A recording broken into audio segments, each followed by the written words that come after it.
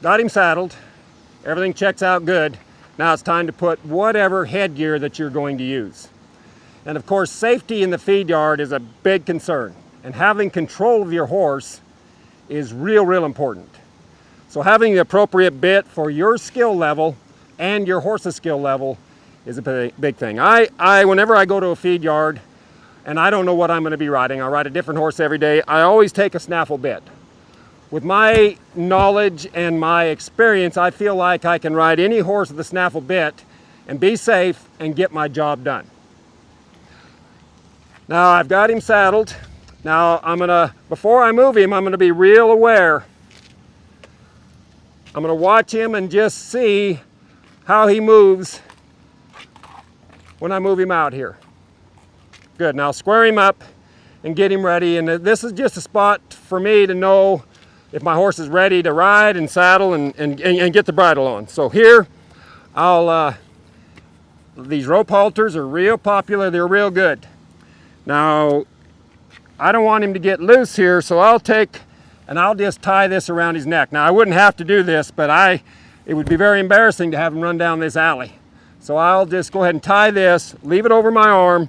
Now my snaffle bit, I'm gonna guess at where it should be. And I think it's a little big, but if it's too big, I'm not worried about it. So when I put this snaffle bit on, this is where I'll ask my horse to put his head down.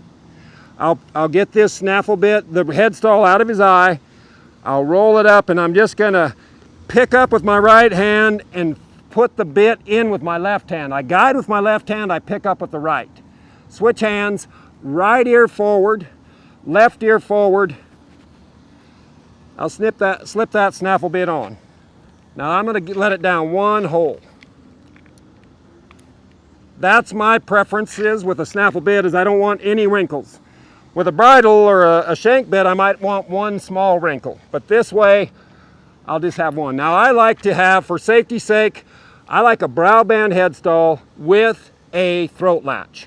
And the reason that is in the feed yard, again, you're around a lot of fences, around a lot of gates. Sometimes a horse can rub on a fence and rub that thing off.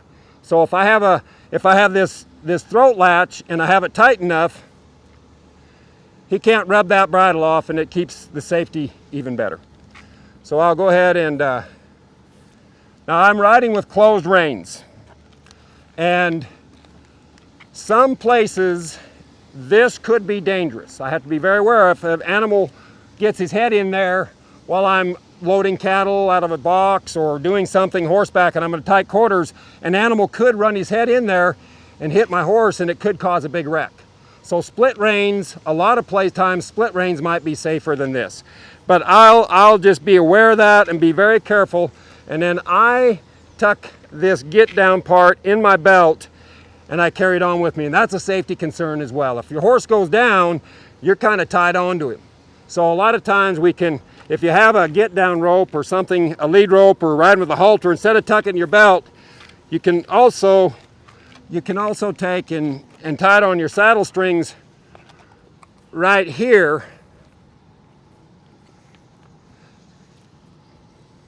And that way, when I get off, I can just simply pull this string and I have a lead rope right with my bridle. So that's why I like to ride with this McCarty lead type deal. Halter under the bridle, I don't like to ride at that, but if you do it, that's fine. But just stay safe with your bridle, thinking all the time about where your horse is, how safe he is, and how much communication your bridle gives you. So that's a little tip on bridling, saddling, and getting your horse ready to go before you ride.